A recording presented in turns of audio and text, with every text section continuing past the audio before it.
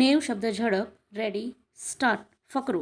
હાલના અરજદારો વિરુદ્ધ અઢવ પોલીસ સ્ટેશન ફર્સ્ટ ગુના રજિસ્ટર નંબર 20/2018 ઇન્ડિયન પિનલ કોડની કલમ 306, 498 ક, 294 ખ તથા 114 મુજબના ગુનાની ફરિયાદ નોંધેલ હોય ક્રિમિનલ પ્રોસિજર કોડની કલમ 438 અન્વયે આગોતરા જામીન મેળવવા પ્રસ્તુત અરજ ગુજારેલ છે.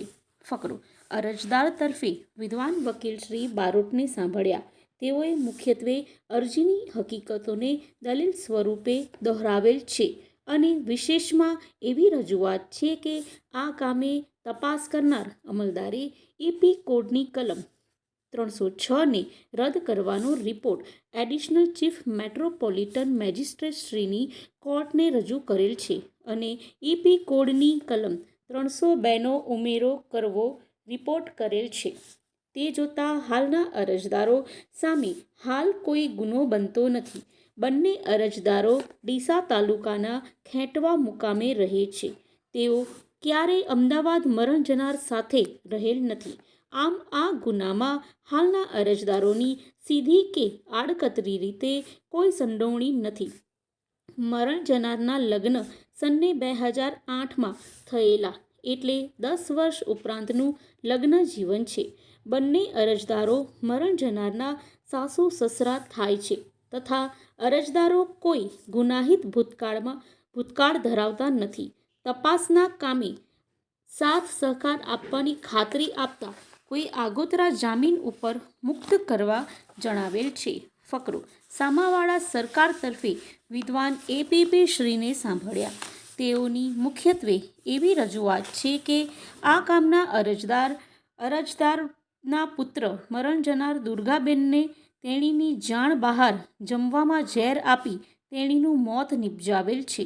આમ અરજદારો વિરુદ્ધ પ્રથમ ઈપી કોડની કલમ 306 મુજબનો ગુનો દાખલ કરેલ અને ત્યારબાદ ઈપી કોડની કલમ 302નો ઉમેરો થયેલો હોય તેમજ હાલના અરજદારો મરણ જનારને શારીરિક અને માનસિક ત્રાસ આપતા હતા તેવી ફરિયાદ હોય હાલની આગોતરા જામીનની અરજી નામંજૂર કરવા રજૂઆત કરેલ છે. ફકરો. બંને તરફેની રજૂઆત ધ્યાને લીધી આ કામે ફરિયાદની હકીકત જોતા ફરિયાદી આલાભાઈ હીરાભાઈ પરમારે ફરિયાદ નોંધાવેલ છે કે તેમની દીકરી દુર્ગાના લગ્ન સને 2008માં ખેટવા ગામના રહેવાસી ભરતભાઈ ઈશ્વરભાઈ પરમાર સાથે કરેલ. લગ્ન જીવનથી દુર્ગાબેનને એક દીકરા સાહિલનો જન્મ થયેલ. લગ્નના 1 વર્ષ સુધી તેણીને સાસુ સસરા અને પતિ સારી રીતે રાખતા હતા.